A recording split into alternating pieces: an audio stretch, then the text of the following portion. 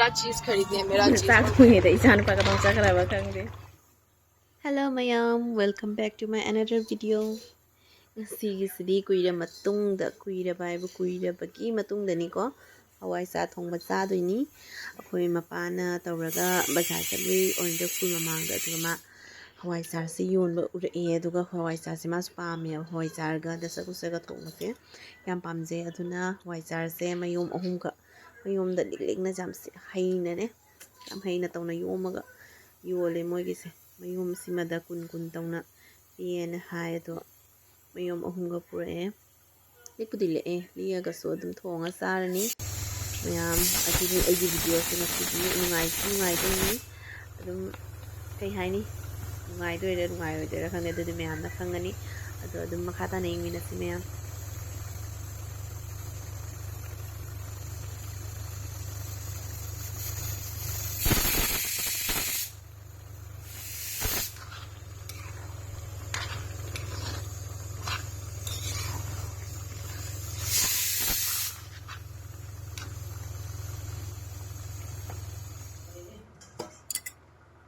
เนี่ยฮาวายสิกันเนี่ยตรงอาโมโรจะพูดงานบะมาคุ้มหังตัวนั้นกับตั้งตาเลยตรงอันมาจุ่ม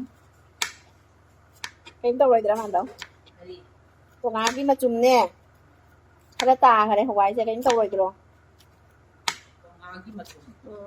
ตรงอาที่จะพูดเสียฮาวายจะการนี่จ้ะอาปะกะมาคุ้มจะหังตัวเรื่องเจนะซึ่งมันน่าจะหัดจังเลยina jira da kula nan na hafi dari hawain to ngama nim mi hay la ka ne bla ma cho la dim ma chu lang anu bi so bi de khang na hajara de phek na marai ko go hai gin me ai thong da le dang ge a fa ni ni an to koจะมีแต่ตายนี่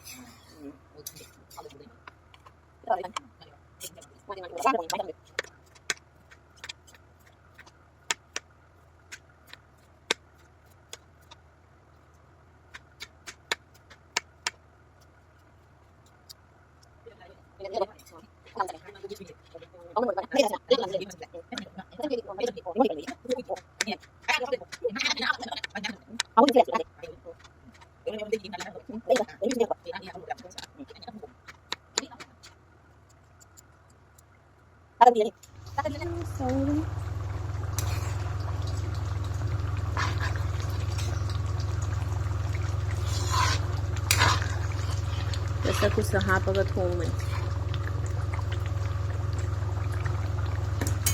sina hawai ko tawo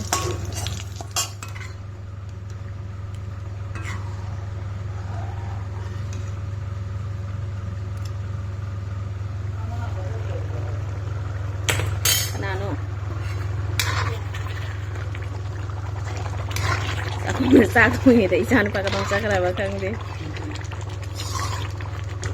dai jaram ngani da apa gara kon tau na bu hang gi mapa dam hawai thong ba du ni mato tang khai sina hawai zar ga dasa kusa ga thong ba ni lagi sina khabi ngau ba ma morok ka alu ga melani pala thira thira lakpada haipe manung da changa leirame ahan ba tawdui siga pishum tani da kok toy khoigi nonobi hair style je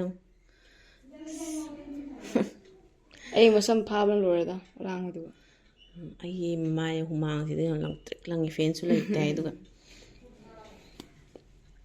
nonoga ngasi puja di hayeng dagi hawdore do puja gi magi pochei khatang yi yam lapna chalo khoi anak pata chal lak to ni chanu pa tumma ga thamam ni jona jam lapna chalo mana magi apam bata tawra ga yaro ai apam bata tawra lak to ni horan aina khan bi do ni iga sapani na khanga ba yara ba na sana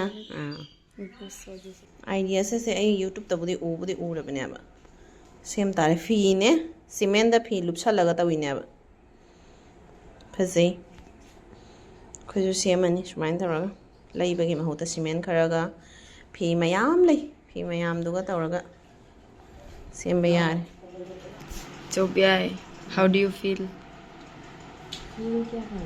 Excited, scared, Nagani, Nagani. Best of luck. Good luck. Baiton lum. Oh.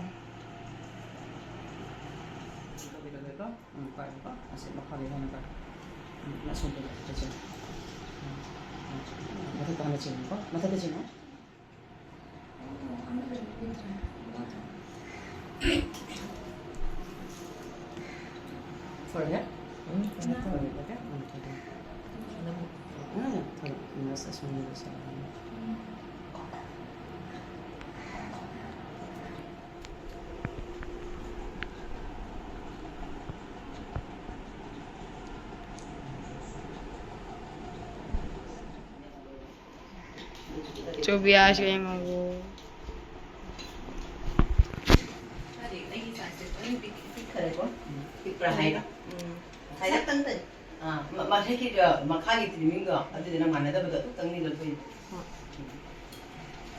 Seem to लग रहा है.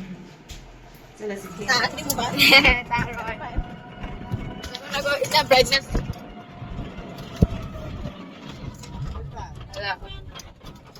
Hello. Hello Hello. और बाल ज्यादा अच्छे. चलो ना यार कर सकते हैं अरे थोड़े तुम भी मान देता. ध्यान दे मान. तो हम लोग अभी किधर जा रहे हैं इंपेरियल मॉल. मेरा चीज खरीदने है मेरा चीज और वो चीज क्या है आपको नहीं बताऊंगी आपको बाद में वीडियो देखो पता चलेगा. और बट एनीवेज मेरा इयररिंग सुंदर है ना. मेरी मम्मी ने बोला कि मेरा इयररिंग्स को सूट नहीं करता. मैथी में बोलो मैथी में बोलने में क्या अर्थ है My mom told me that this earring doesn't suit me. ये मैथी रोल मेरी आई माना हाय बस कनो से इयररिंग से मुझे पकड़ते हैं. तो आई ना हाय मम्मा you're just a hater मम्मा. मेरी मम्मी मुझे खुद हेट करती है. ऐसा कुछ नहीं है मजाक था. जाम जाम और no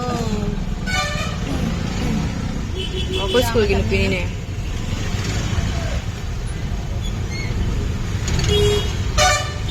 Hi karo.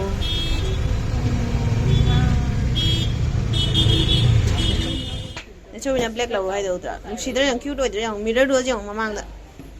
Jara. Chao I phangani size pudi. Pamdro do. Hangde. Fazai do. Ato ba yung Do nai. Ado already. Nashi ka nai. Chicho chiai kung kumain nashi.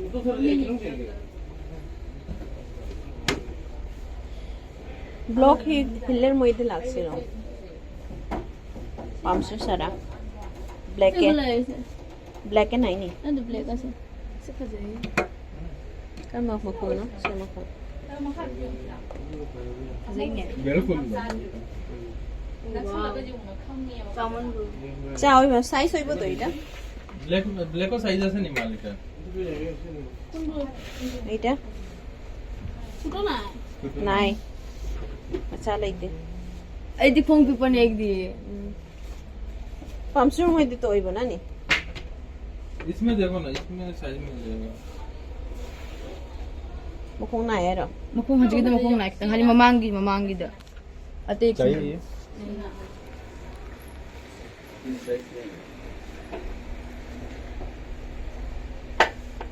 Ang pamsu ambo pamdro kaino.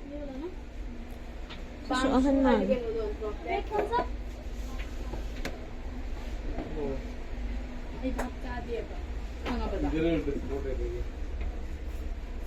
Sumo si jengero. Pamde sumo si su. वो तो आई तो कहना उसे हो जरूर ना. Jeans ka. इसको change करके दो Kaya jam pasa ura ta na mabutse pasa yen pa me la ga tu. Sai ja bada na ngang nang ne. Kani nai ge se? ये क्लीन करना है. धोने से क्या बात कर रही है लेटर निकल जाए. Sil si jing. Jam na wangi. Upo jene. Cam Wang did that. Nang upang ang gadra. Cha su cha yung tu. Cha bro, rafi doi bro. Happy toy. Hari kitang mo di cha. Oh, me iter mo dito shoot size hoy bani. Hoy bani. Ay, मुझे जो भी हो रहा है तो नहीं हो रहा है, ये टाइटिंग है, थोड़ा सा लूज है, इससे एक छोटा होने से हो जाएगा. से ना ब्लॉक हिल नहीं से जो फंसे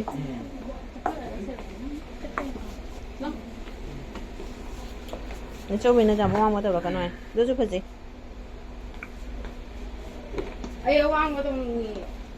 चट पंगा मोय पूजा कोई बदा नंग खुंग ना नी Ay jo mo gani. Ji ay ki to dum chali doni finish ra ga su. Ya ay hinga. तो से पा मेरा इटर मधे छुटो दो কত পড়ে এটা এটা 1650 1650 এটা কম নাই নি ডিসকাউন্ট হইব 1450 Ne te su bina ha ba ja sa lu su ro. হটাওলো হটা বেশি দাম হয়ে Ne su bina ha no. Ne su bina ha ba ja sa lu su ro. दो से कम पशु खतन देवा तंग পরিষ্কার হইছে कम तांगे লোগাম নেল फजदे दा तो अंगांगी नते Oh. Well, found it in electric price 300 like. Anyway, see the Yam chai. Ay, Acha Sandra. Char. What's it say? Ninge. Let's little that.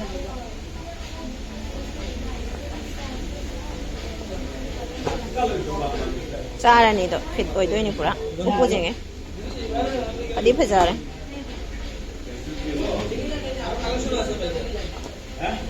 Jeans तो खत्म था गलो से मिरर लाइट बन आधे मिरर लाइट पूरा था गलो जींस तो सब चाप रो नुंगाई ब्रो ऊपर कंफर्टेबल होई ब्रो हाँ नुंगाई ब्रो ऊपर She tập chạy she nào gọi anh đang giang rồi cô. 꼬미네 꼬미 34 size लेते हैं माइने कोई नहीं लो Chắc không đấy à? दुकान चलो दुकान चलो कब तक वो कब तक साइज में जाएगा क्या इसे छोटा हो जाएगा क्या हाँ लो तो कर मत दी हाँ मत चल Ay không mặc cho này. jangan langsung terus saya sudah cari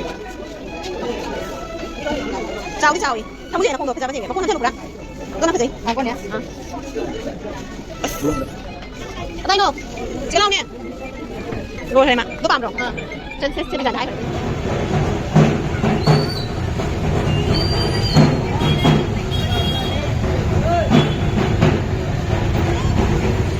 ikutin sih lower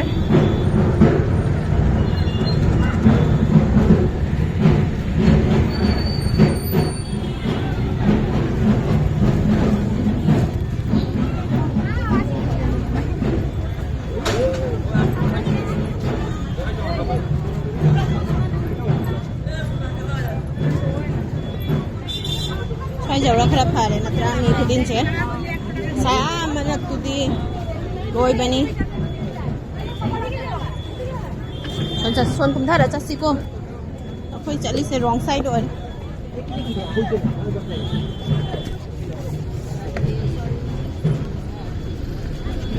ko